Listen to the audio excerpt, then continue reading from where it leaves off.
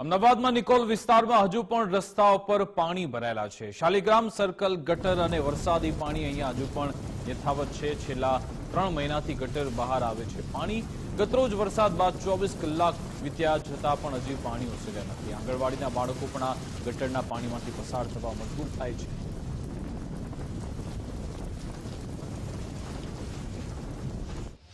ત્યારે બહુ ગંભીર પરિસ્થિતિ હોય છે, નીકળાતું જ નથી। કેમ આપણે ઘરની બહાર નીકળવું હોય તો 100 વાર વિચારવું પડે છે કે કઈ રીતે નીકળીએ કે બીજા રસ્તેથી જઈએ, શું કરીએ। એમ બહુ પાણીનો ત્રાસ છે। એકદમ ગટરનું પાણી આવે છે, વાસ બી એટલી આવે છે, નીકળાતું જ નથી।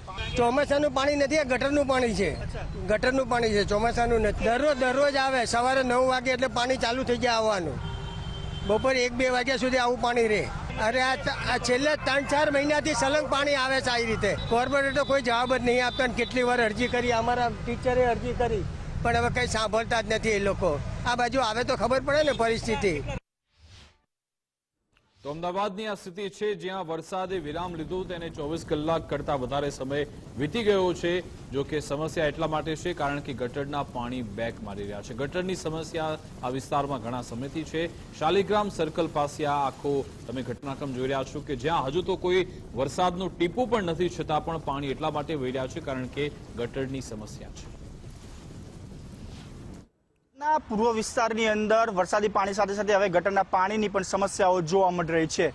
અમદાવાદનો નિકોલ વિસ્તાર અને જે શાલિગ્રામનો આજુબાજુ સર્કલના જે 4 બાજુના વિસ્તારો છે તે હાલ ગટરના પાણી જે છે રોડ પર ફરી વળ્યા છે, જેના કારણે બાળકો પણ પરેશાન જોવા મળી રહ્યા છે। સ્થાનિકોનું કહેવું છે કે છેલ્લા 4 મહિનાથી દરરોજ આ પ્રકારના પાણી જે છે એ બહાર આવતા હોય છે, જેના કારણે વાહન ચાલકો પણ પરેશાન થઈ રહ્યા છે। કારણ કે આપ જે પ્રકારના દ્રશ્યો ચૂક્યા છે કે અમદાવાદ મહાનગરપાલિકાની આંગણવાડી જે આ જ વિસ્તારમાં આવેલી છે, ત્યાંથી પણ જે લોકો લઈને નીકળતા હોય છે એમને પણ આ ગટરના પાણીમાંથી જવા મજબૂર બનતા હોય છે। પહેલા બાળકો પણ હાલ કેમેરામાં જોઈ શકાય છે કે દરેક વાલીઓ જે પોતાના બાળકના ગટરના પાણીમાંથી પસાર ન થવા માટે, કારણ કે ગટરના પાણીથી બાળકોને ફંગલ ઇન્ફેક્શન થવાના જે ચાન્સીસ હોય ખૂબ વધી જતા હોય છે, જેના કારણે મા બાપ પણ પોતાના બાળકોને જે સાવચેતી બહાર નીકળવાનો પ્રયત્ન કરતા હોય છે, પરંતુ આ ગટરના પાણીના કારણે સ્થાનિકો પરેશાન છે। અનેક વખત તંત્રને રજૂઆત કરવામાં આવી છે, પણ પરંતુ તંત્ર જે છે ક્યાંક ને ક્યાંક આંખ આડા કાન કરી રહ્યું છે, કારણ કે આજુબાજુ આવેલા 10,000થી પણ વધારે જે લોકો છે એ આ ગટરના પાણીથી ત્રાહિમામ પોકારી ઉઠી રહ્યા છે। સાથે સાથે આક્ષેપ પણ કરી રહ્યા છે કે આ ગટરના પાણીથી જ આ પ્રકારની પરિસ્થિતિ જ્યારે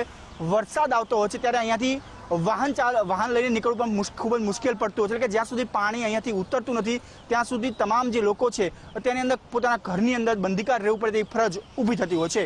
કેમેરામેન યજ્ઞ મોહન સાથે રાહુલ ત્રિવેદી, ગુજરાત ફર્સ્ટ, અમદાવાદ।